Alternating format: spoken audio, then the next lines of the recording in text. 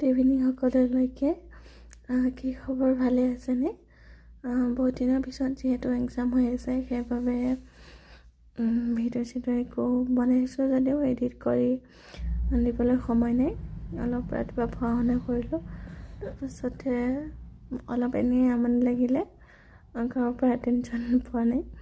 এনেকৈ ফোনতে ভিডিঅ' কৰি এনেকৈ গৈ আছোঁ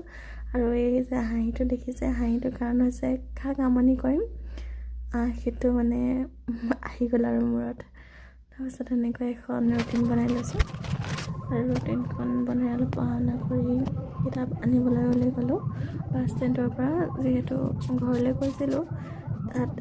দোকানত কিতাপ এদাই হৈ গ'ল বাবে অৰ্ডাৰ দি মই গুচি আহিলোঁ কলেজলৈ বুলি তাৰপিছতে মা পাপাই এতিয়া বাছত দি পঠিয়াইছে কিতাপকেইখন তাৰপিছতে কিতাপকেইখন আনি পিনে কলেজলৈ বুলি গ'লোঁ কলেজৰ পৰা আহি দেখিছোঁ ৰুমটো ইমান আনচিজি লগাইছে সময়ো পোৱা নাছিলোঁ ৰাতিপুৱা 8টাৰ পিছলৈকে পঢ়া শুনা কৰিলোঁ তাৰপিছত পঢ়া শুনা কৰি বাছ ষ্টেণ্ডলৈ গৈ কিতাপকেইখন আনি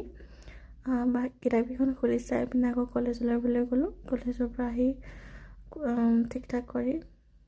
কোনখন কিতাপ পঢ়িম উলিয়াই ল'লোঁ তাৰপিছতে ভাত আছিলে দুপৰীয়া মাছৰ সৈতে আৰু